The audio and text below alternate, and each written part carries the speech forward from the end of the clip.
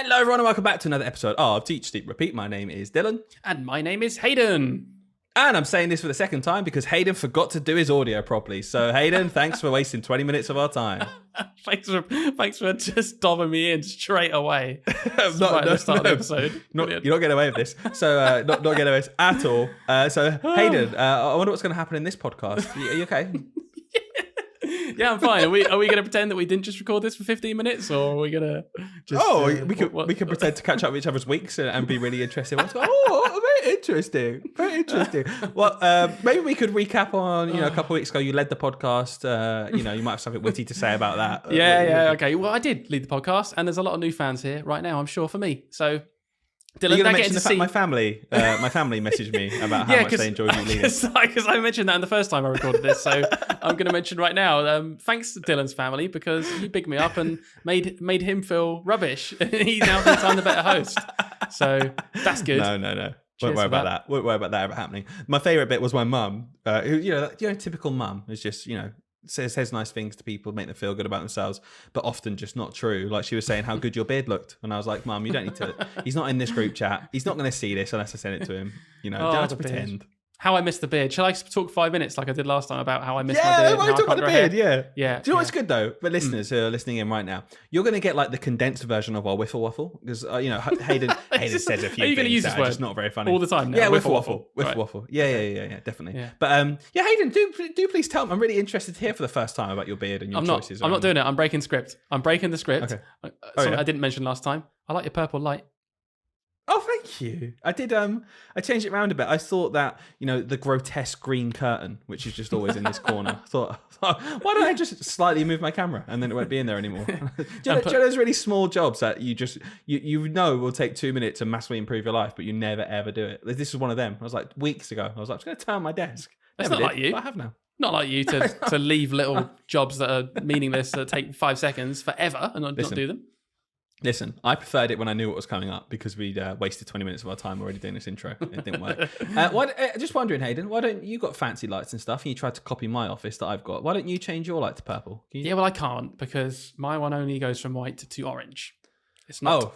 Oh, I'm Hayden and I've got a traditional light. Listen, you want to jam out to purple sometime. Who knows, later in this episode, I might change it to green because I can. I think you should, but you'll forget because it's a small little job and you won't do it. So listen, Hayden, I don't have small little jobs around my desk like 3 glasses that I just haven't taken down. I was literally going to say that I was going to do the cup thing, but I wind you up about it so much. I was like, no, I won't bully him today about his cups. And Dylan doesn't take his cups down. I'm just going off on one now. You be quiet. Dylan is the worst person ever for just leaving tiny things. Like if he has a plate upstairs, he's eating his lunch upstairs, that plate will sit there for 3 weeks. I guarantee you. And I'd even say sometimes, Dylan, you could take your plate. He's going downstairs. And I'll say, you could take your plate down. He's like, nah. It's like, what? You not even had to remember to do it. You just decided not to. Listen. This is the problem I have, okay? I'm going to dive into my psyche here. First of all, I just don't do it. That's the first problem, okay? The second problem is when someone tells me to do it, I immediately no, I'm not doing what you say. I'll do it when I want to do it. And the cycle just continues. I'm just going to say, I'm going to expose you a bit more. His girlfriend came in, I don't know, like a month ago, and we were on camera, and all she was doing was tidying up his mess. She was just fed up of seeing crisp packet on the side or whatever, and picked it up, and Dylan was like, no. You got annoyed because she was literally cleaning up for you and you got annoyed for some reason. I don't even know what was going through your head. Does anyone else have this where they hate it's from childhood.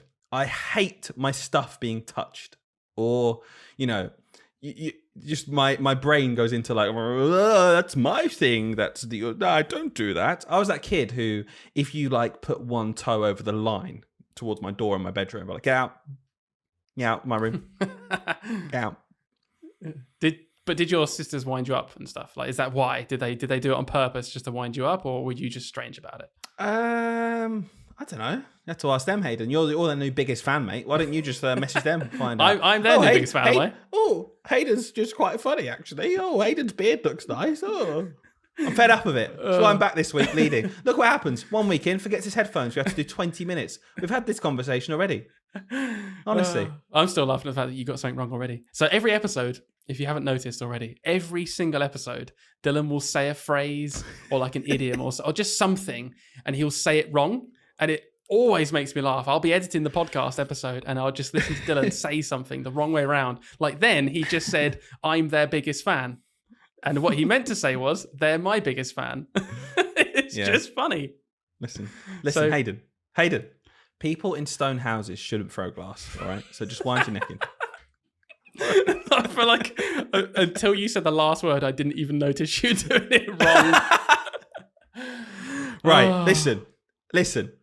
They said how good your beard was. Let me just read my script here from last time. 1 minute. So we mentioned about my family. Yeah, here we go. My family mentioned how good your beard was. Then I made a joke about why is it not here anymore?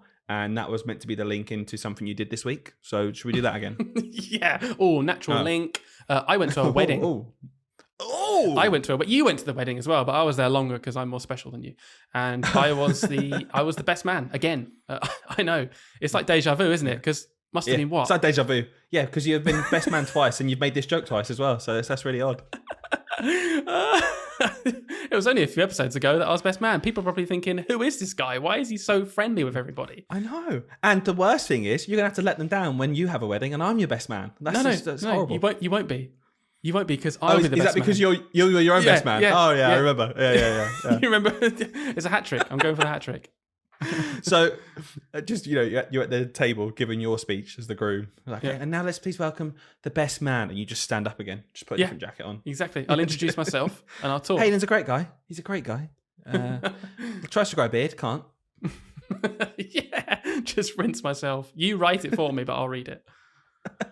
Oh, dear. But yeah, the wedding was good. A bit annoying though, because I say a bit annoying, as if it was an amazing wedding. There was nothing annoying about it other than me getting bitten by a bunch of mosquitoes. Oh my goodness.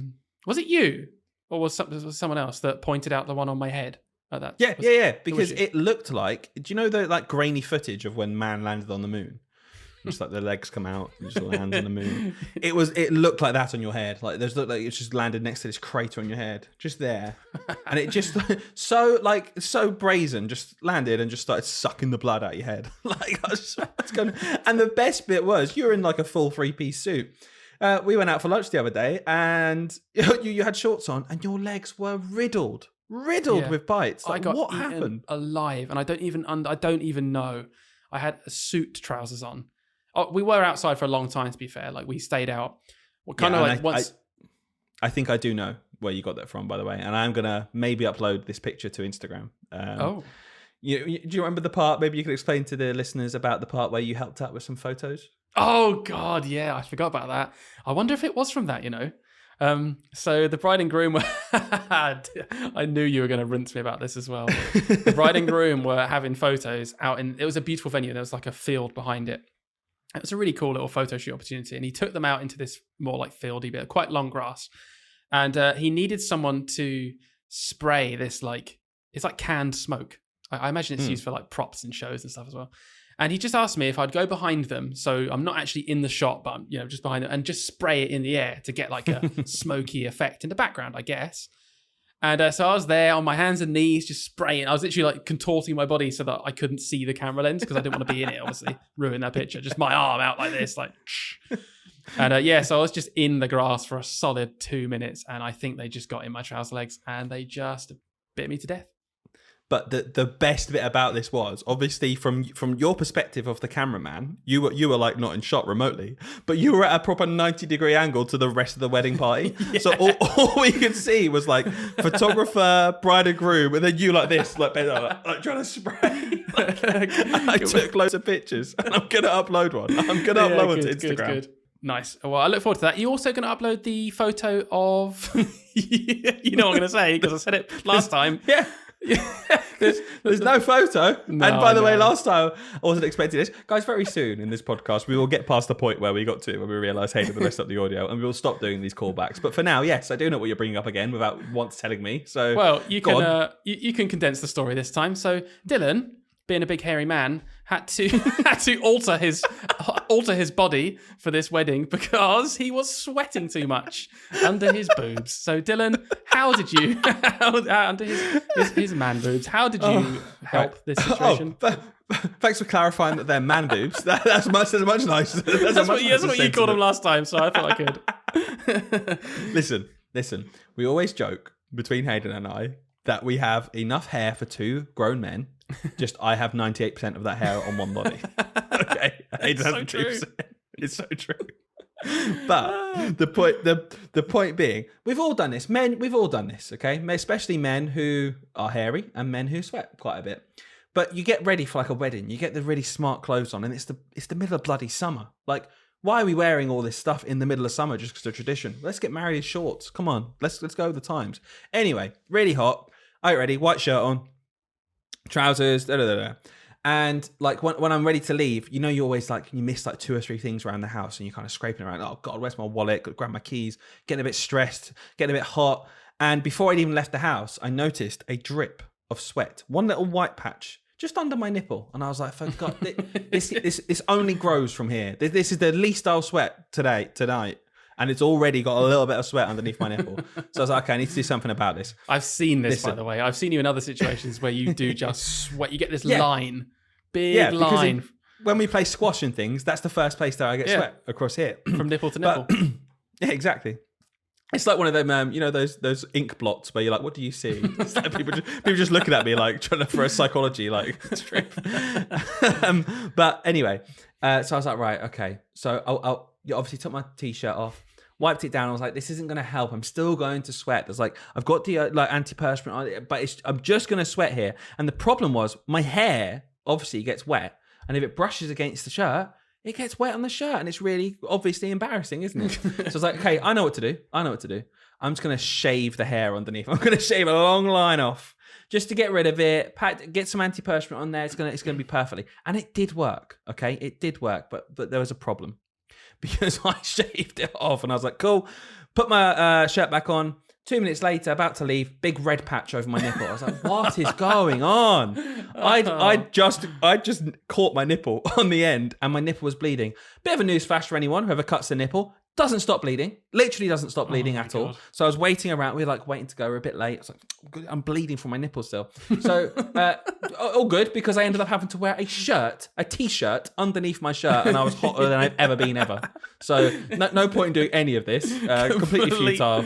Completely backfired. Oh, that's so funny. At least you didn't have to do anything the next day, like, you know, just go somewhere. But before we get onto that, because you are going to tell me a story about the next day, which is equally funny, I will say one nice thing, Dylan, because, you know, I can be nice sometimes. When was at the wedding? There were a couple of guests there. I was going to mention this. He only just paused the recording 5 minutes ago to make sure I did. When we were there were a couple of kids there who were like late teenagers. And Dylan at first just blanked them out. They were just guests that he didn't know. And I said to him, did you realise they're kids you taught like 8 years ago? They're in your class. And he was like, who are you talking about? Turning around, you know, who are you talking about? Who are you talking about? Right there in front of him. Didn't know. And and in the end, I think the mum, who was the groom's sister, by the way, ended up coming up and speaking to you and saying some nice things or something. I don't know. Maybe. Oh, you know, if you want to talk about it, so well, you know, it's fine. No, it's just lovely. And the reason I wanted to talk about it was because it obviously feels good, doesn't it? It feels good when someone comes up to you and says, it was all those years ago. She still remembers having you as a teacher. She still loved having you, and like you really gave her confidence. And she was like, you're one of the few teachers who, you know, constantly just bigs her up and like makes her feel good about herself and not like she's doing the wrong thing.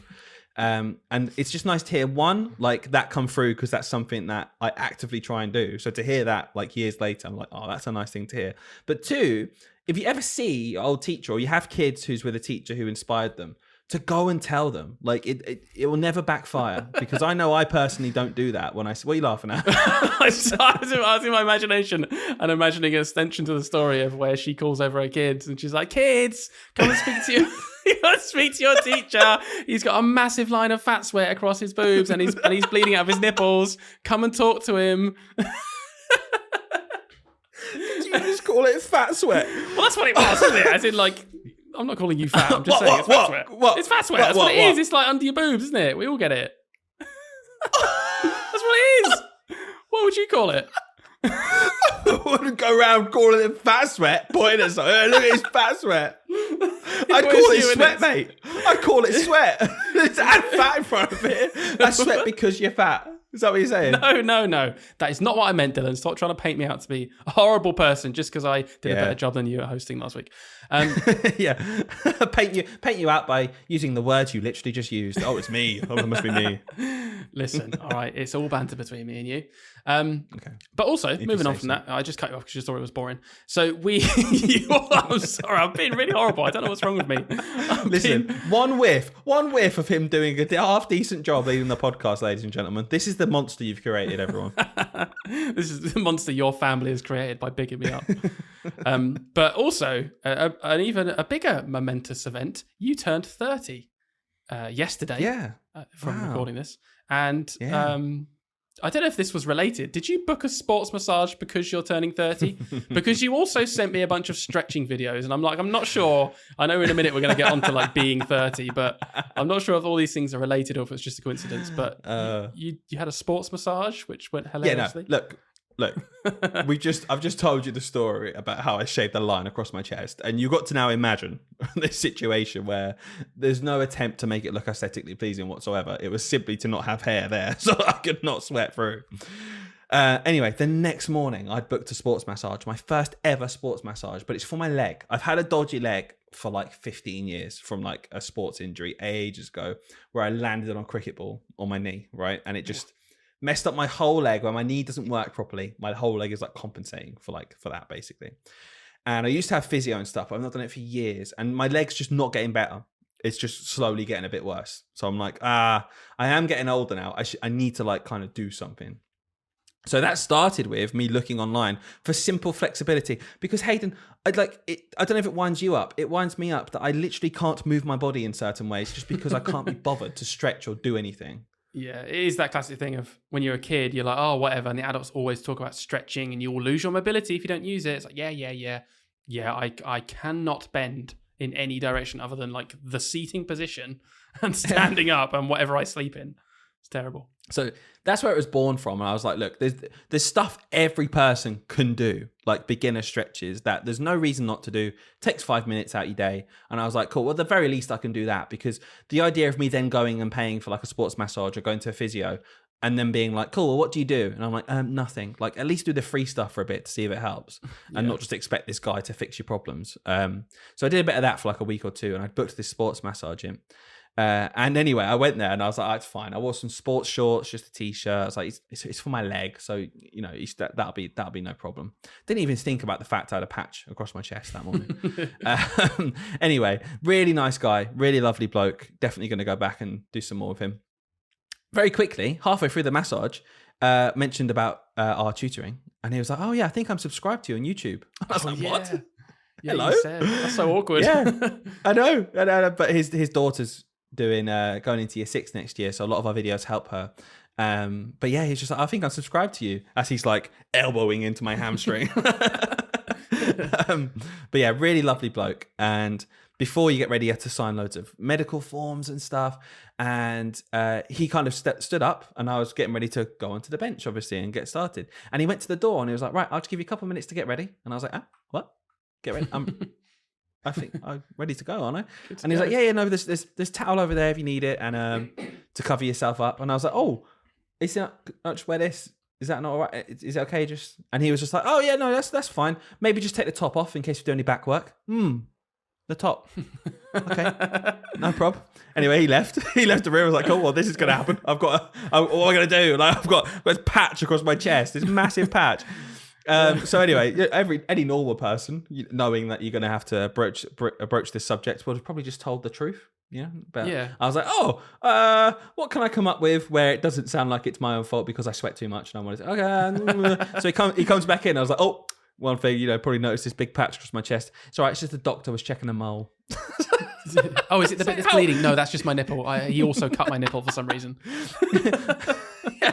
Also, sorry, how big's this mole? Is it like a rectangular mole across the whole patch of your chest? No, it's actually I don't have a mole. I've made that bit up as well. I've got to go. You'll see me on YouTube. Have you got a pen I can borrow? draw them up. Let's hope that he listens to this podcast as well. And you're that'd be exposed. Next time you go, you're just like, oh yeah, shaved your chest again, have you? That would be funny. For God's sake. Anyway, that's my story with the sports massage. But yeah, turning 30 in general, I was more bothered about turning 30 about 2 years ago. 2 years ago than I was actually turning 30. It was definitely like a mental block for me when I was younger. But now I'm actually 30. I'm completely over it and I feel great. Like it doesn't bother me whatsoever.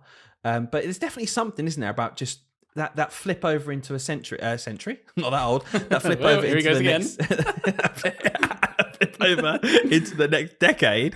I think it's just, you think, oh, did I make the most of my 20s? Did I do all the right things? Am I in a position that's right? But you just need to let go of those comparisons, I think. You do. And it is hard to be fair, because our life, like our culture is just comparisons, isn't it? You need to be doing this by the time you're 25 and you need to be married and then you have a house, then you have kids. And it's like, I hate this. Like, okay, people can just do what they want at any pace or not do what they want. And it literally doesn't matter as long as you're happy. But yeah, it's true. I turned 30 last year and it was like, oh, I'm exactly the same. Nothing's different. I just can't say I'm in my 20s anymore. And that's it. And you do look decrepit. Yeah. Luckily, I've been aged from about 40 since I was about 20. So it's no different. No different to me at all. But you're going to look the same until you're 45. It's great for you. Yeah, that is a perk. I do keep saying, like, hey, look, bald people do tend to just kind of look the same for a long time. So yeah, just saying. Just get more wrinkly. But turning 30, yeah, weird one. There's definitely a few things, though, that come with turning 30 or being in your 30s in general. And we definitely have started to fall into these traps. Have you bought loads of stuff to keep your garden green, including some kind of shoe contraption? Are you exposing the fact that we still haven't got past the point in which we still haven't got past that bit that we've wasted all that time we have added loads in, though, and made it even longer. So we're not very good at making it shorter. I know. So I'm going to show you a device that I've bought because... Do I pretend to have not seen it? Or pretend to have not seen it. Pretend to have not seen it for the listeners and the viewers. So this is something I haven't showed you yet. You got to pretend in a minute. So I bought for my garden, because I'm 30 now, some shoes. Some aerating shoes. Check them out. So if you're not watching the video right now, these are essentially a big chunk of plastic that wraps around your shoe, and it has massive spikes on the bottom, loads and loads of nails, and you use it, I'm going to just making sure you're still interested, and we use it to walk across the garden, punch a bunch of holes in it, aerate it. Oh yeah, get the air in your soil, fertilize your garden, and then your grass grows back nice and green. Yeah, it's as least riveting as last time. It's as less riveting. It's as riveting as last time, which is 0 out of 10. That's number 2. It's as least riveted as the lasting time. There goes Dylan and his speaking. Do you know what? The only prerequisite for running a podcast is, can you speak properly? And I fail on that. Nope. Can you record properly? Nope. You've got to do it again. We're gonna do it anyway. You take the mick out of my my recent obsession with gardening, which comes to the 30s. But you've been in your 30s forever, because the other cliche thing of your 30s is getting into golf, and you got into really into golf. I'd say, in terms of me and you being friends, you really got obsessed with golf 3 years ago. So yeah, it was. I always say, when COVID, the first thing that came back after COVID was golf. It was the perfect COVID game. But I've been playing golf forever. I think I got a set of golf clubs for my 13th birthday, so I played on and off for ages. But that is one of the other things. And I saw a meme, and this is where it's kind of come from. It was men really do turn 30 and make one of these their whole personality. One was golf. One was just a lawn that was really green. Yeah. Another one was a barbecue. It's so true, isn't it? Oh, God, I really want a barbecue as well. Everyone knows those men who, when it comes to barbecue, I'll do it. I'll do it. Give it to me. I can make a mean sausage. Okay, and halloumi. Put halloumi on my barbecue. Don't step on my grass. Yeah. Sorry, I'm just going to pitch a chicken onto my barbecue perfectly. Nice one. I've always thought that I was a bit, different, unique growing up. Absolutely just becoming the most stereotypical cliche man ever, just getting into the same stuff. You see these videos and it exposes you completely and you're like, oh, I am just generic. Yeah. So that's good. Yeah. Yeah, that was a lovely waste of time there. So, nice one. We should probably move on to the main bulk of the episode, shouldn't we, Hayden? We probably should. And finally, we are now at the point where this is brand new. So No, we're not, because I remember something. So we're going back in time again. This is episode 26, which is halfway through a year. So we are now at the half point. That's pretty cool, right? And now we're at the point where we've not said anything before. But also, that's probably, we should have said that when we said we were on episode 26, which was like 20 minutes ago. So anyway. Should we re-record the whole lot? Please, God, no. No, we're having a Guys, jingle. You are listening to this whether you like it or not, whether you can hear us or not. So see you in a minute.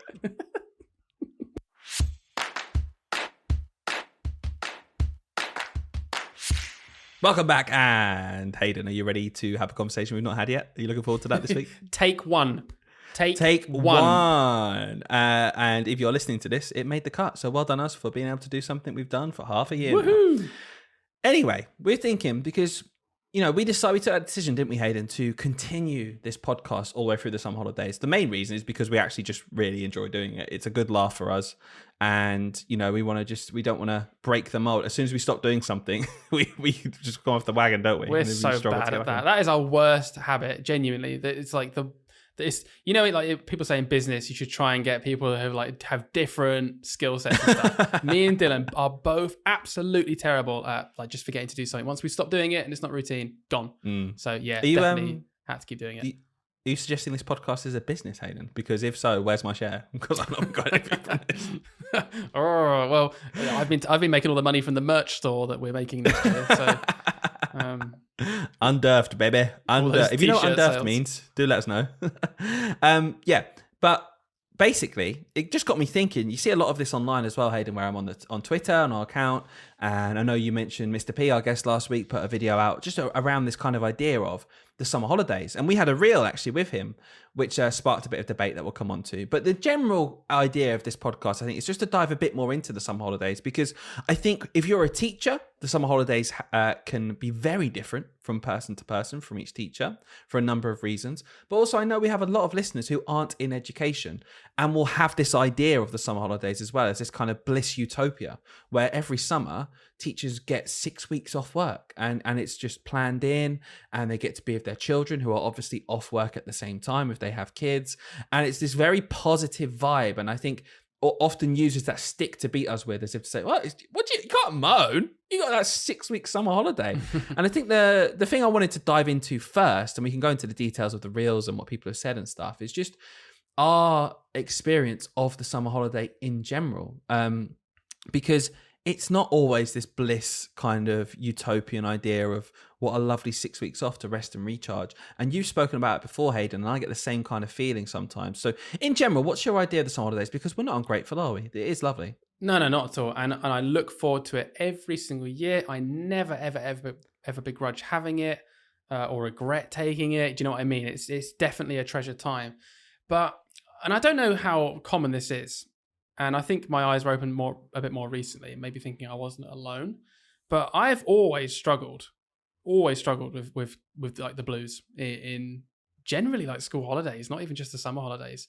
I don't know what it is, but I just find I always just get a bit down. My mood always just goes right down, despite having the thing that you think you want the most is right there at your fingertips.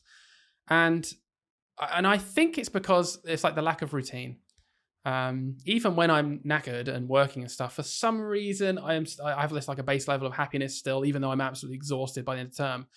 And then in the summer holidays in particular, I just find my mood just goes like this over time. Literally just gets lower and lower and lower, and then I'm finding myself miserable by the end, and I'm thinking, what is wrong with me? Like, it's summer, I should be doing everything I want to do. And I really do just think it is because it's not routined, and I'm one of those people that really I need that routine. I need to be knowing what I'm doing, keep my mind occupied all the time. And if I have too many days where I've not really got anything planned, I will just sit there and stew, and I'll just sit on my phone, I'll watch a bit of TV, I won't do anything, and then I'll get to the end of the day and be annoyed that I've done nothing, and I'll see that my mates have been, we booked this thing, and I'm thinking, I've sat here all day, I didn't even think about booking something for the future, like I didn't even plan anything, what's wrong with me? And yeah, I just get really down in the dumps, and I hate that, and I always thought I was alone, so I've never spoke about it before. I don't know, do you get like that? I don't even know. Yes, I get like that in the summer holidays for sure. I sometimes get like that on a Sunday in term time as well, though. Because especially where those weekends, when we worked full time, those weekends were so valuable. If I felt like I'd wasted a Sunday and almost not had that great, amazing time and not done that thing over and above and beyond, I got annoyed at myself that I'd wasted that day. And I do wonder if in the summer holidays, I think there's some kind of middle ground that I pass through where it's okay to have some days where it's just, rest and relax and recharge. Yeah. But like we said, everyone's so different. And I think knowing that, like, for example, have you ever thought, if you think you've identified that it's down to your routine, so you might think it's down to your routine. Maybe for me, I think it's more purpose. I like seeing that what I've done has an outcome, whether that's me feeling more relaxed or me feeling like if I teach a week of maths, I feel like the kids have made some good progress there. Or if in the summer holidays, we go away for a weekend and I feel like I've had a really fun time.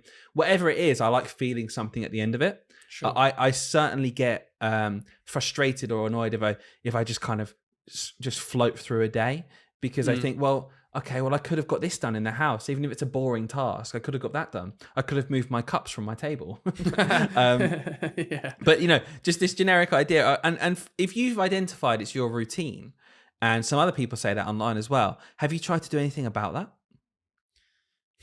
I don't know. I mean, I think when I recognize it, I do. Yeah, I guess so. Like, in a way, I'm not probably as good as I could have done, but like I will do something. I'll try and do something because I know that I will get the satisfaction at the end of it. I'm probably the same as you in that respect. Like if I've achieved something, I think mine's more like an achievement. If I've achieved something quantifiable in that day, that'll make me feel good. But the problem is I don't value like relaxation and stuff like that as an achievement. I see it as a wasted opportunity. And I think I've shot myself in the foot and maybe you as well, maybe not as much. I know that our like business relationship has always been quite interesting and that I'll always want to just like burn the candle at both ends for some reason. And you'll be a bit more like, oh my God, just chill. We've done so much this week. Let's just not. And I think I have ruined my brain a little bit because we spent a good 3 to 4 years absolutely grinding, didn't we? With we were full-time teachers and we started to build our business up, our tutoring business, which we've talked about in another episode if you want to check out how that led to us going part-time. But we had a good 3 solid years of being full-time and all we did on our evenings and weekends was run our business and build that. And I think it was long enough to get my brain into this I've retrained it to be like, now you only feel satisfied if you achieve this astronomical amount of stuff per week. And then when we've dropped that now because I think we're retraining our brains, and you have definitely taken the lead on this, and I do really appreciate it because there's no way I would have done it on my own. Of just being like, cool, now stop. Yeah, you're gonna have all your evenings back. We're not gonna do any work on the evenings now, Hayden. We're not gonna do it. And even if I do it, you'll be like, cool, you crack on. I'm not doing it. And it almost brings you back down to be like, okay, this is not a thing that we're not both doing this right now. This is me choosing to. And I just need to go one step further. And I think next year will be really good. I know we're trying to continue doing that and clawing back some time. I just need to appreciate it. And that's my biggest problem. I don't appreciate my relaxation time. I don't value it because I'm not achieving something. Yeah, and in realistic terms, you are achieving something, aren't you? But that's this kind of, we talk about it in general, but summer holidays I think really exacerbates this for people. And there's a lot of things where teachers can sometimes be seen as ungrateful almost if they ever dare to talk about summer holidays in this kind of negative light. And I think we just need more of a debate around it. And I think it's really good online. I do see a lot of that and people being very honest and truthful. And a really big thing, and I can see this, especially, when I was younger, I've got a really solid group of friends. We do certain stuff that is routine and for example, playing football. And if we want to do something, it's the kind of thing where we can just message each other and get that sorted and stuff. But I can see how for a lot of people in the summer holidays, especially, it can be quite isolating because teaching is so intense that for, 6, 7, 8 weeks, you're basically just thinking about work, especially in the mindset that we were in previously. You're getting stuff done. Your weekends are taken up because you've got to get that history unit planned or you've got to tweak that maths planning. It ekes into so much of your life that it's basically a roller coaster ride for 8 weeks where you can't come off it in a social aspect. And then you're kind of given 6 weeks at the end and expected, go on then, social butterfly, off you go and spread your wings, go and see everyone. And people really struggle with that dynamic because everyone carries on working at the pace that they've been working at. We go on a roller coaster and then sit down for a rest. Everyone else is just on the ghost ride, just going along nicely. There's no change of pace there. And I've seen a lot of people talk about loneliness, and it's not a nice thing to talk about, but it is rife in our society, and it seems to be both ends of the kind of generational spectrum. Older people we know get lonely, but those young professionals who put so much of their time into the job, and especially teachers, pre-family, so you don't have your kids to look after and stuff in the summer holidays. But even those people as well just get very lonely in the holidays, I think. Someone said to me before, I don't know if we've talked about this, I don't think we have. Someone said to me that teaching's a really, really lonely job. And I didn't really get what they meant at the time. I was thinking, what are you talking about? Like, we're constantly talking. We're constantly surrounded by people. Like, we're in a classroom of 30 kids all day. It's like, what do you mean it's lonely? And then they explained it to me, and I was like, oh man, I understand this. And they were basically saying, they're like, yeah, but you're basically isolated as an adult. So for your own your real social interactions, you're not really having any of them. You spend 6-7 hours of the day basically leading meetings because you're just leading a classroom of children. They're not really your socializing people. You might be pretending to socialize and teaching them about being social, but you're not really socializing. It can be quite lonely. And I was like, oh, you're right, actually, because in a lot of jobs, you will work with colleagues your age and you'll be working in an office or something like that. And you will just be able to have lots of like casual social interactions maybe throughout the day, even though you're getting work done as well. And I was like, yeah, that's kind of true. So there is an element of like a risk of loneliness, I think, in this job, for sure. Yeah, and it just, I think the way that the job's set out exacerbates that, and summer holidays is like a real hotspot. And I've really enjoyed seeing, it's not nice to see someone say they're lonely, I've really enjoyed seeing online people being really open about it, basically, and then people replying and them getting in touch. And I think you mentioned a video, again, Lee did, our guest last week, along those lines. Yeah, so ICT with Mr. P, I'm going to call him that, that's his brand name, I guess. But Lee, who was our guest last week, I can't remember exactly what it was because I watched it about a week ago, but he did a reel, and he was just talking about exactly this, and just saying how some people do struggle through the summer, and you should just like look out for your teacher mates, basically, because they're not all going to be we can't assume they're all just going to be having this great time because they've got time off work. They might actually be quite lonely and feeling isolated and feeling out of routine and anxious because of that, and then feeling a bit down in the dumps, which is basically how I always feel by the end of the summer holidays. It's mad.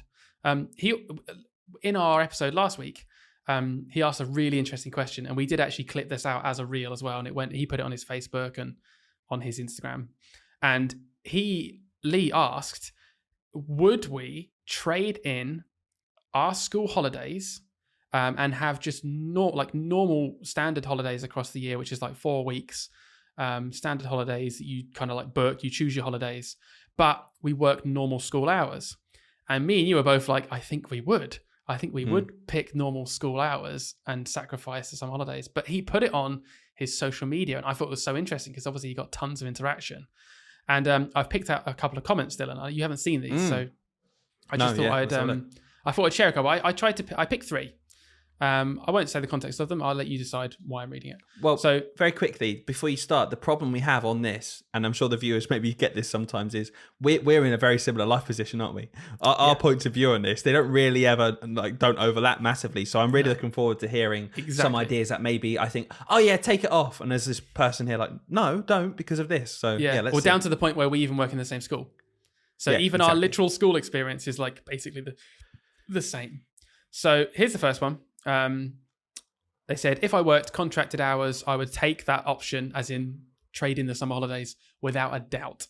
Being able to choose your holidays like others is a perk.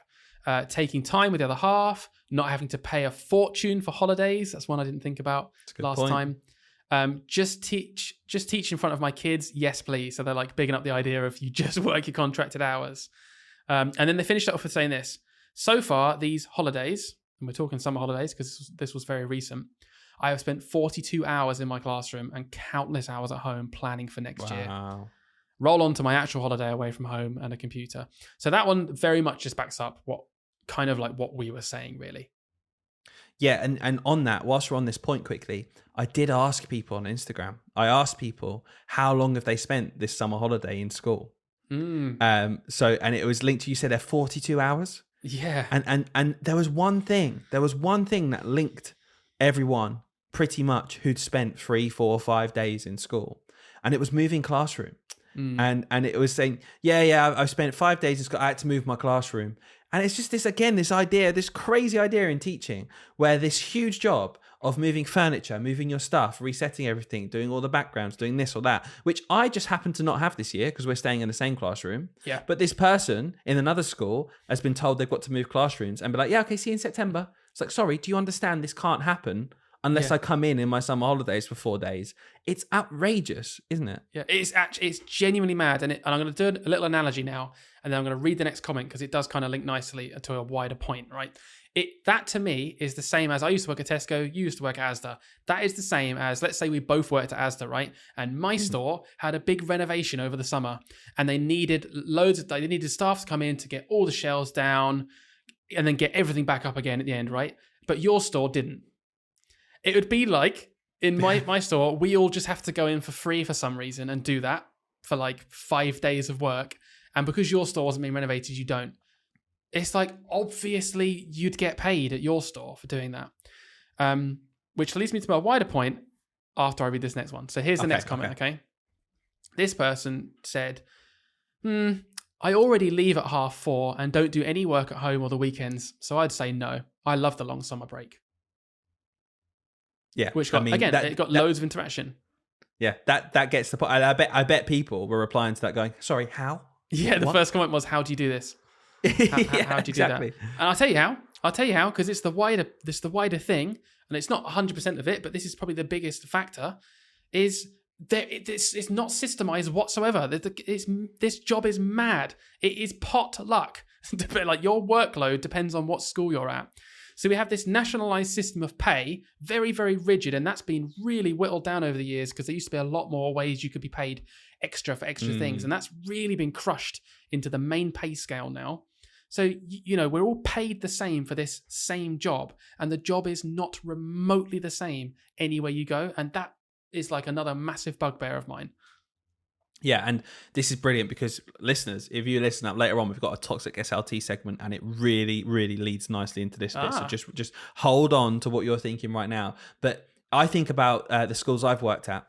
Okay, so I've spent most of my time at 2 schools. There's no way that attitude would get me as far as the systems in a school does. So this idea of, I think me and you sometimes are guilty of just saying to people, like, you got to change your outlook. Like, come on, guys, let me help you out, because we have the outlook of, if it's not needed to be done and it's detrimental to your well-being and it's basically taking the mick, then don't do it. I think we are allowed to do a lot of that because of the system we're in our school, which is not very detrimental to well-being, and a situation where you feel heard and things can change because you say things and nothing's kind of malicious or anything like that. However, that attitude, if I had the same attitude in the other school that I worked at, then that wouldn't get me nearly as far. So to suggest it's just down to the person, you're absolutely right. It's not. It is definitely from the systems that we built in different schools and the expectations. It's just it's just unfair. Yeah, and then you get to extrapolate that to, and there's tens of thousands of schools in the country, and every single one of them is different as well. It's like, what?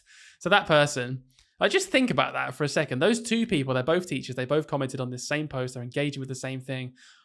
Let's just imagine they're on the same pay point, so they're getting paid the same. Yeah. One of them's doing like considerably more work than the other one, and I did put a disclaimer in saying it's not 100% because of the schools. It is also just down to, there are other factors, like even just your personal preferences as well. Like, you might just want to literally, I really want to jazz up my classroom a bit more than I need to just because I think it looks nice. There are personal things as well. But it's just, I don't get it. I don't even know what the answer is, but it's ludicrous that we have this wildly like volatile, versatile system where everyone could do different things, but it's the same pay. Oh, I don't know. I think anyway, one basic answer very quickly is just that, if anything, we just have to be paid for things we're instructed and told to do. Like, I think that's the base thing that I think that doesn't exist in teaching. Yeah. And I think that's a really easy thing to do, isn't it? It's like, okay, come in, we want you to move classroom. We want you to come in and move the classroom. We'll pay you a day's wage. If it doesn't get done in that day, we're going to have to pay you overtime because you're going to come in tomorrow to get it done. I can manage you. I can come around and like ensure you're doing your work properly. You're not taking the mick. It doesn't take you 5 days when it should take 1. That's just part of managing people. Yeah. But you don't then jump to, well, people might do that, so we just won't pay them at all. No, that's not the answer. No. That's how the private sector works, isn't it? Really? That's how it works. If you're a quantity surveyor, I've got loads of friends that are, that's why I'm thinking of that. And you work for one company, your expectations will be different. But if you've got to do a bunch of overtime, they'll pay you. But then if you go to another company, they don't have that overtime, then they're not going to pay you for that. Like, you're just paid for what you're done. It's itemized. It's a list of stuff that's going to take you time, and they pay you for that time. Absolutely. Yeah, anyway, I'm going to stop there. Here's the third comment. And I just thought this was quite cool. It kind of rounded up everything. So this person said, before my daughter was born, and she put in brackets 20 years ago, so I've been teaching a long time, I spent part of my summer in transition summer school to help children from year 6 to year 7. It was teaching and it was fun activities, and they were home by 4, and I loved it. I taught for 22 years before I had to get out. So they were the way they worded it was interesting. Been out for 8 years now in another career, and I'm so much happier than my last years in school. So it was just highlighting that fact, and a lot of teachers that have been around a long time say this, that it has changed big time. Like, the job used to be, by the sounds of it, a lot more enjoyable in terms of it was manageable, and people didn't feel too stressed, and they could do what they needed to do and go home at reasonable times, work reasonable hours. So I just thought that was an interesting one to finish up with, someone being like, hey, it didn't used to be like this. And also, what's interesting to me about that is not only were they paid better back then compared to how much things cost, like housing, food, etc., but then they also felt in a position where they could then use their summer holidays to go and bump up their pay with some extra work. We've got some people who we work with of that generation who said they used to work through their summer holidays, used to do like reading incentives and courses and stuff with children. And I can imagine that I would do that. It's the same thing I said a few weeks ago about things like, going to cross country at the weekend and stuff.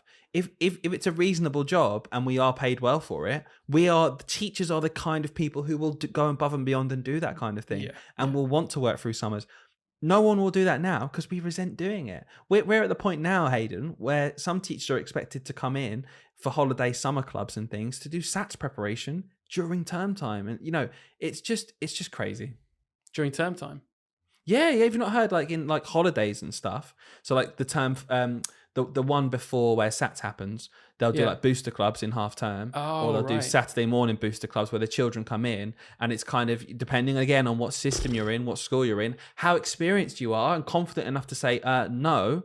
We've seen teachers taken for a ride constantly, haven't we, who are just a bit younger, SLT are experienced, they don't care, and they take advantage of the fact that you're experienced and will just say yes to something, to say, oh, we're doing this Saturday club for SATs, but see you there. That kind of like strong-armed question, not a real question. Yeah. See you there, we're doing that. And then they're like, oh, yeah, okay. And they just go along and do it. Absolutely lovely people, just being taken for a ride. Yeah, it's not fair. It's not fair. That's why we started this podcast, because we want to stand up to those people. And do you know what has been quite nice? We have had a few people write in or even speak to us and say, thanks for that, because I listened to that and then I ended up telling my SLT no, or whatever. They've said, actually, no, I was getting taken for a mug and I just needed someone to, tell me that it's okay to put your foot down sometimes. I think that's the number one thing that I would love to see in teaching happen a bit more. And I know being in a senior leadership team is extremely stressful. Okay. And we don't do that job. And I understand there are things we need to get done. But I would just love to transform a few people, a few ideas where that doesn't transform into top down, do this for me right now. Really frustrating. But yeah, in general, summer holidays, I absolutely love them. It means my birthday's always in a summer holiday. So selfishly, that's really nice as well. Not a perk many people get. But yeah, you're right. I think to beat people with a stick and suggest that there's one size fits all for everyone, it's going to be perfectly lovely. It just doesn't make sense. I did see someone, Hayden, talk about they had children in school. And they were like, please do not change. This is perfect for me. I know it's a tough job. I just ride the roller coaster while I can, but I get 6 weeks with my kids every year. And that's priceless, really, isn't it? Yeah, I actually saw a very similar one. It might have even been the same thread or something, but someone else then was saying how that is abused to the maximum. Like they know that people want their holiday to spend time with their kids. So they just absolutely keep them in the game that way. They keep them in teaching.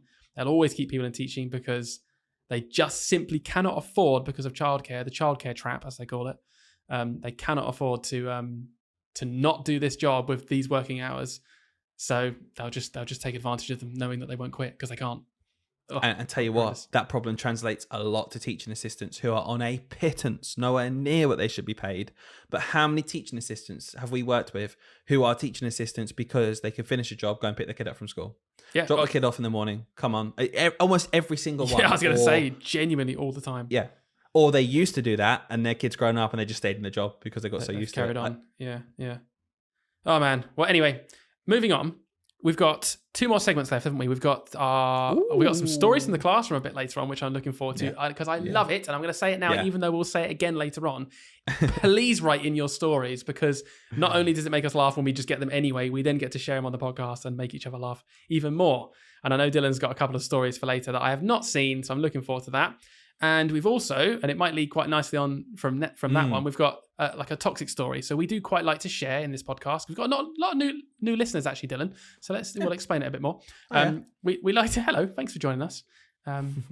We like it this far. You made it this far after the mess up in the intro and all that. Wow, guys, thank you. Still take one, by the way. Of this bit. Yeah, we didn't cut anything. So we like to share as much as possible, and it does rely on you guys writing things in most of the time.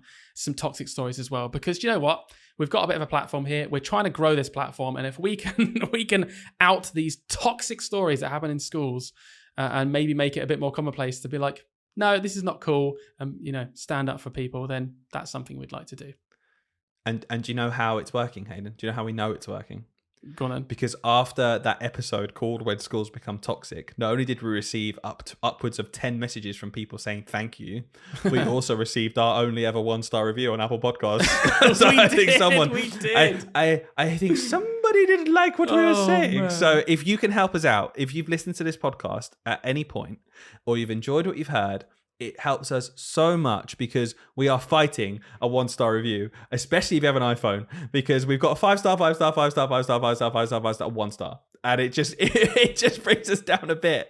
But we're not going to stop because if that gets us 1-star review, we'll crack on. We'll get 10 1-star reviews. Who cares? Yeah, we'll get more SLT riled up or whoever it was. Should we on that note, should we play the jingle and move on to a toxic SLT story I got? Yes, please.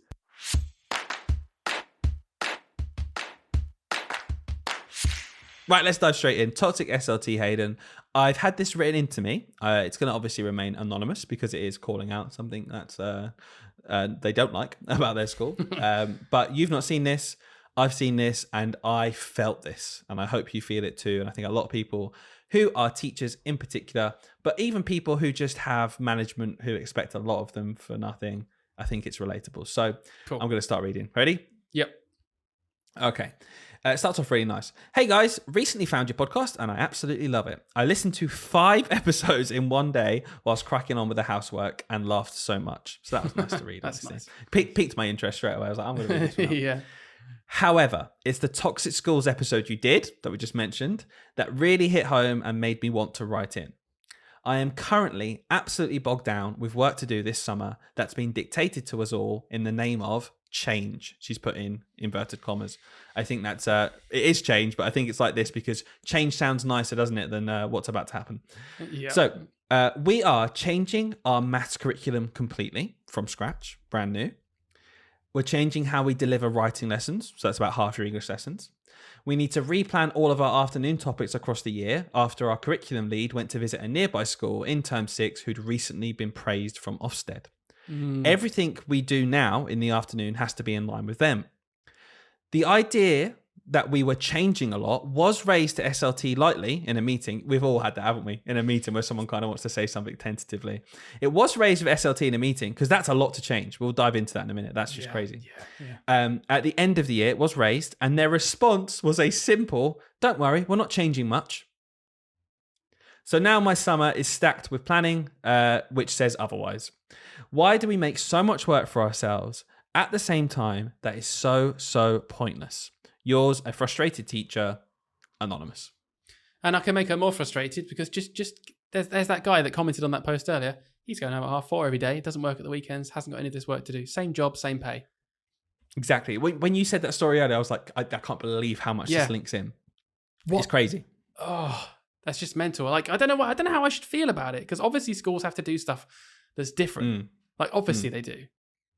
But it is just not fair. I don't know if I'm just throwing my toys out the pram here. It's not fair that person has to do so much more for the same amount of pay as the other person. Their time is just not valued for whatever reason.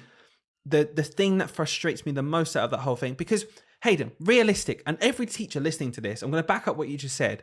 We know that we can't simply plan maths like once and then that's maths done for the next 10 years in year 4. We know it's not as simple as that, because each cohort is different. You're going to react differently to your groups. There's going to be new research. There's going to be new ideas, new teachers. You deliver stuff differently. We're not that naive to say, oh, we'll just plan everything once and it stays there forever.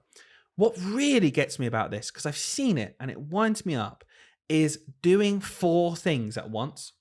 Simply, like, so to say that your curriculum lead went to visit a local school, by the way, simply because Ofsted said it was good, like, that's terrible in its own. So don't chase Ofsted's tail, because they change their mind every 2 minutes anyway. But for that to have happened, okay, fair enough. We've been to other schools after Ofsted just to see what the experience was like. It's useful information. But to then come back and say, cool, we're replanning the entire afternoon curriculum because of on the back of that move. Just think about the workload that involves, because we are, by the way, talking about geography and history and science and anything else to do with topic, very specific subjects. But to do that knowing full well that you've just bought into a new maths curriculum from scratch, from the ground up. So like an actual, she was saying how it's an actual, a scheme of work. It's not just like you can use what you've got and tweak it. It is from the ground up. It's just unbelievable. It grinds my gears. It comes from SLT, who are at the top watching all of this happen and being like, that's right. Yeah. Because they're in a management position. And it's a very, very cliche thing to say, but it's quite common, isn't it, that people, once they've been maybe out of the classroom for a long enough time, they kind of forget what it's like and forget how much extra workload there is, that it's hard to put your finger on and say what it is, but you're there every evening until 5 for some reason. You have to do another hour at home. And you can't really say what it is because it's kind of different things every week. But there is a very common generalization, isn't there, that SLT forget that and then they start doing things like this. And I think there just needs to be a bit of a reality check sometimes. And there should be something that holds them accountable. Like, I know the NEU, when we went to that Zoom meeting, do you remember ages ago, that was like, it was about the strikes and all that, like, but quite a while ago. They put forward to the government that there needs to be way more accountability on work-life balance, which is exactly what that is. This woman, I don't know if it was a woman, I'm just presuming. It was. This woman, her work-life balance has been completely skewed. It's terrible. That's not good. And there should be something in place that's like, no, that literally can't happen because you're completely abusing that person's rights and working hours. It's ridiculous. And there's just not still. The government rejected it. And they said, do you remember? They said something like, they didn't just say no. It was something like a preposterous idea. Like, it was like they were like disgusted with the idea. Their point was basically, they were like, how dare you suggest we take away autonomy from schools to change and improve stuff? As if that's what we're saying. No, I'm sorry. We're just we're workers who want to be compensated for the work we do. What are you on about? It's an insane profession where you can just because that person went to that meeting, right? They've now got hours and hours and hours and hours of work, and nothing changes their bank balance at the end of the week. Nothing changes what gets dropped into their account. That the maths lead at this school could have just said, one more year then, because we're changing the curriculum. I don't know what came first. One more year because we're doing all this work. Then we'll change the maths curriculum. And that would save tens of hours for each person every term. But instead they didn't. So now you've got to literally do 10 hours extra work each month for nothing. Like, can you imagine, like you're doing the analogy earlier of Asta saying, need you to come in on Sunday, 10 hours, please. And you're like, okay, how much? Just need it. We've decided that we're rebranding the kitchen area. So we need you to come in and do that. What's wrong with it? What's wrong with the kitchen area we've got now? Asda down the road got a new one. We quite like it. So can you come in and do ours? No. Oh, but you're a baker. You've got to be in the kitchen. It's your place of work. No, I'm not doing it. Yeah, it's absolutely mad. Absolutely. We work quite closely with like a web development company. So me and Dylan had a website built last year, and we work very closely with that company still. And because obviously there's a lot that goes into like managing a website, surprise. And there's again no surprises that anytime we need something from them, it's itemized and billed. Every time. Yeah. They have a very like high professional rate of like £60 per hour, which is genuinely like, that sounds crazy, I imagine, to like teachers and things. But that's like that is a very high rate, but that is the professional rate that you pay for like a graphic designer, a web designer who can software develop this way. And we pay it because like, well, we can't do it. And they're not going to do it they don't just do it for free, for fun. It's timed, and then we get billed for that time. And that's what I'd expect. And we just don't have that in this culture of education. It's just, your time is just worthless. I know it sounds awful, but it is just worth nothing to the top, and that trickles down, unfortunately, to some SLT. And it's at the whim of a few individuals in each school or each trust who allow this to happen. These people are allowing it to happen. The head teacher of this school, or the executive head, if they're in a trust, because you hear these horrible stories about these executive head CEOs who kind of wear it as a badge of honor, how hard they make their staff work. Yeah. No, it is because of you and your systems and your culture. You should be stepping in to control this, and you act, even if you don't do it purposefully, you letting it happen is as good as, and that needs to stop. And I really passionately want to say people like this who are just doing their job, who are just lovely people, who don't want to do the wrong thing. How many teachers, Hayden, have you heard before say, "Oh, I just do what I'm told," and they're not being, they're being lovely. They're these amazing, brilliant teachers who are just being taken advantage of because someone walked in who spends 2 days a week in their school because they've got 7 schools to manage, has walked in and said, "Oh, actually, no, this needs to happen. Bye," and they just expect it to happen. Who ends up doing all the work? The sorry people at the bottom. Yeah. Do you know, it reminds me of King Curtis. Do you remember that meme? No. That lad, it was on Wife Swap USA or something, and he did a wife swap, and the new mum came in and told him he can't have chicken nuggets anymore. He's got to eat properly. What's the quote? "Oh, you come in here and we're just the sorry people." Was it with your high heels on or something like that? Is that the same one? "You will never see this face again." And he packed the bag. Yeah. He packed the bag and left. That's what we need to do, guys. Oh. When that annoying CEO walks into the room, or that leader comes in and says, "We've got to change 4 things," you go King Curtis on them and tell him, "You'll never see this face again." But like, in all seriousness, I think I'm at that level of stubbornness now, where I'm sort of like, if that happened, and luckily it's not happening, you know, I like the school we work at, but if that happened and it was like, you could do all these things now and it's just this crazy intense workload on top of everything else, I think I'd just be like, no, because I know my rights and I know how protected I am as well. It's like, what are you going to do about it? Genuinely, I think I'd be like, what are you going to do? I will do my job to the nth. I already do way over the hours. I do all my directed time. I plan and teach lessons. I'd meet all the teaching standards. I'm not doing that. Yeah, completely. Try something. Nothing you can do. I think that's what we need more of, and it is such a. We talked about this a million times on the podcast. We need to go into it again, but it's such a leap of it is such a leap of faith for a lot of people in the place where they work and they're employed by, and they obviously need this security and stuff. I know for a fact that younger me in previous schools or places, I absolutely would not want to rock the boat because I would feel like it might damage my career or the way they treat the way they treat you. Because it's not worth that. That would be worse for your well-being. It's like a well-being balance. It's like, do you want terrible well-being or do you want absolutely awful well-being? Take your poison. And it's usually, I'll just crack on with the work then, shall I? Yeah, exactly. It is hard. Easier said than done. I will say that right now. I sit here giving all the talk, but really it is hard to do. So it is. I'll stop there. That's what we're here for, Hayden, isn't it? To try and give that point of view. So that was our toxic story. I thought that was a brilliant one. And if you do have more toxic stories, please do, because this is what, we get passionate about this, don't we? So we do love talking about this kind of thing. But Hayden, I do have a couple of what I think are really funny stories. Nice. So shall we saving the best till last, eh? Let's do it.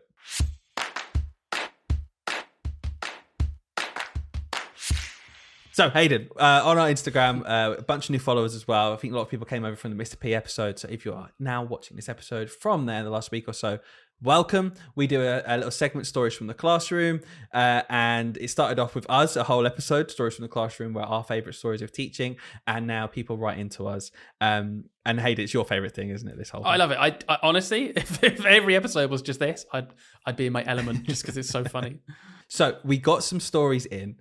And this is from someone who is in my year group at school. Hayden, you know them. Okay. But again, going to remain anonymous. But we know this person quite well. And this person doesn't actually work in a school.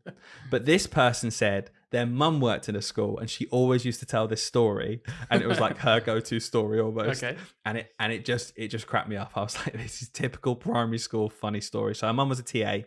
I've got permission to talk about her mum. Her mum was Ruth. Okay. And I was thinking we might call this section Ruth Rambles, something like that. We're going to come up with it, but I feel like Ruth's going to be a bit of a staple for some stories in the future. Okay. Okay. All right. Okay. So here we go. Mum was a TA for a long time, so she's probably got a lot of these stories. Not from me, but my mum used to be a TA, and I always remember she had a funny story when she was in RE lesson at primary school she worked at, and they were all drawing pictures of Jesus. My mum was wandering around the classroom helping the children, and she peers over the shoulder of one girl who'd drawn a load of triangles on her page. Mum asked why she'd drawn that as her picture for Jesus, and the poor girl looked up, devastated, and said, "Oh, I thought you said draw pictures of cheeses." She spent ages sat there drawing these detailed pictures of blocks of cheese with a mouse. Kids just don't question stuff, do they? I was that kid. I just like, that's what I heard, so crack on. Don't question the teacher. What? We just spent an hour talking about Jesus, and now she wants me to draw cheeses. All right, fine. Kids do that, don't they, though? That's really common. I can't think of any examples, but that's definitely happened where I'm like, how have you... Get the hint from the lesson we're doing what this task was supposed to be. It's like in maths when you do a lesson on subtraction and they start adding all the numbers. Like, oh, we have just spent 20 minutes doing subtraction together. Could you maybe maybe do that? I thought of one. This happened to me last year. I was doing an English writing lesson where I gave the children like a story opener. They had to, a few of them, they had to pick one and then like carry it on of their own imagination. Sure. Got to the end of this lesson, they'd spent like 40 minutes writing, and it was independent, so I was very much I didn't get involved, because if you start walking around, I find independent writing, if you start walking around like looking over their shoulders, they ask you for help. And when it's got to be independent, you want to take away that crutch. So I just sort of take myself away to the side. And at the end of it, I went over, and this one child, all they had done for the whole lesson was copy the entire story opener. It was like an A4 page. It was a really long story opener. They just copied it into their book, and they thought the task was to like just pick one they like and copy it in their book. And I was like, what do you think we're doing? Like, what? How has nothing clocked in your brain that we're not doing that? That's not what you're not learning anything from that. But they just thought that was the task. Oh, God. Oh, dear. Oh, my gosh. Maybe they'd been to a toxic school beforehand who fudges all their writing data and just gets kids to copy things down. Who knows? Yeah. Or we're going to trigger some people there. Oh, sorry. That's a future one. That's a future episode, isn't it? Anyway, another one from Ruth. So Ruth gave us this one, and then she was told about it, and she was like, "Oh, I've got some more." So here's another one from Ruth that really cracked me up. So second story. So got another message. My mum has been sending me more stories now. I've told you about the other one. This one really cracked me up. She said one girl came into her class after arguing with her sister at the weekend, and she wrote in her weekend news, which is what they do every week. They'll come in and write about what happens. She wrote in her weekend news about how ugly her sister was and how she's so glad she's not anything like her. Turns out they're identical twins. For God's sake. That's really funny. Does she know? Does she know? Angrily writing down, she's so ugly and I really hate her, and I'm glad I don't have her hair because I don't want to look anything like her. It's identical. That's your twin, mate. That's your twin. You're basically writing this to a mirror. It absolutely cracked me up. So I'm hoping, in the future, Ruth Rambles might appear. Ruth, if you're listening, thank you so much. I hope you don't mind me calling it Ruth Rambles. It's just a bit of alliteration. First thing that came into my mind, okay? Yeah. But thank you for those really light-hearted stories. Yeah. Everything's got to have a purpose, Hayden. It's got to have a purpose. Yeah. But yeah, I love that. And the fact that it was from someone whose story it wasn't just shows how that is. They're the kind of stories. Teachers, if you ever meet a teacher, they will always have a go-to story. So ask them what's their go-to story. Absolutely. And we need more. Dylan, where can everyone write to? Let's give the actual social. We've got about 16 different social addresses. That's the joke, isn't it? That is the joke. So listen, we've got new viewers. We've got new viewers. I can repeat all my and jokes listeners, I've done 50 you times. always forget the listeners. You just think this is some kind of YouTube video, don't you? Oh, look at my new shoes. I'm not going to describe to anyone. I view with my ears, okay? I'm including everyone in the word viewers. Okay. Well, anyway, the best way to get hold of us is through DMs on Instagram, or just find us on Instagram. So, Teach, Sleep, Repeat Podcast. That is our handle on Instagram, and therefore on Threads, if anyone is still on Threads. bit of a quick one there. We went on Threads for a bit, kind of died off very quickly. We are on X, formerly known as Twitter, TSR Podcast. God, that sounds dumb. And I know X. X, absolutely. X. What an idiot. Anyway, We'll just call it Twitter. I'm never calling it X. Okay, Twitter. Anyway, Oh, it's on Twitter. Or email us hello. That's not that is our That's a different email address. Don't email us that. teachsleeprepeatpod@gmail.com. But guys, honestly, best way to get in touch is on Instagram. And yeah, if you have a funny story or a teacher's told you a story before that made you laugh, it's their go-to one. Let us know, and we will pack future episodes with stories like this. Last week we did say that we would make a like a Google form or something for you to submit, but obviously that being a tiny little job, we haven't done it. So we'll do it another time. Huh? We'll get it done. What? So maybe next week. Oh, what? Yeah, it's underneath. Oh, it's on his to-do list underneath his glasses. It's got 3 glasses here that I've just left for the last 2 weeks. We'll eventually make it. It's fine. At some point. Don't worry about it. Anyway, should we stop, Hayden? Because I think I'm starting to get my line of sweat underneath my man boob. Yep, let's finish take 1. Oh no. I wasn't recording any audio. Yeah, it's the a whole good one. time. It's a really good one. Who'd do that? Where do you come up with your jokes, pal? It's bloody brilliant. Oh, classic. Anyway, let's wrap. People want to go out with their holidays, Hayden. Yeah. Maybe they don't. Maybe they want to listen to us because like us, they get bored, and this is helping them. Maybe this is ruining their holidays as well. Okay, bye everyone. Put this on.